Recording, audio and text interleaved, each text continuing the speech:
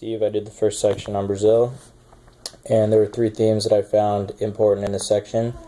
The first one is differences from other Latin American countries. So Brazil enjoyed a practically nonviolent acquisition of independence from Portugal in 1822, and as a result of this, they didn't have to deal with the aftermath of a violent revolution as other Latin American countries did. They also transitioned directly from a Portuguese monarchy to a Brazilian monarchy, making them the only direct transition to a monarchy in Latin America. And they also had a unique population in that over half the population were slaves in 1822, which is a lot. Second theme is protests against the monarchy of Dom Pedro I. One example of this, there was basically a split between pro-Brazilian and pro-Portuguese factions of the Constituent Assembly. Dom Pedro was consistently siding with the pro-Brazilian faction. This led to the pro-Portuguese faction resigning and basically ended up in a huge polemic that ensued. There were street fights and protests. Dom Pedro responded by dissolving the assembly. Another example came in 1824 when the Pernambucans and other northeastern provinces declared independence from the crown, and Dom Pedro resorted to hiring mercenaries and British and French ships in order to quell the rebellion.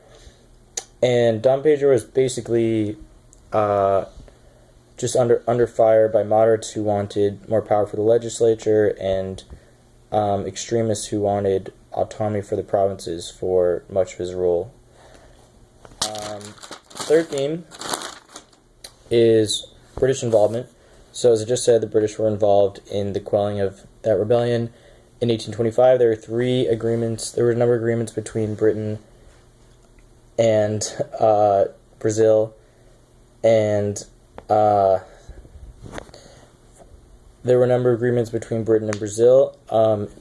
Brazil wanted to gain international recognition as a kingdom, so in return they gave Great Britain preferential export tariffs, and there was also a secret deal to pay Portugal £2 million for the damages of the independence movement. Britain also played an important intermediary role in the creation of Uruguay after the war between Brazil and the United Provinces.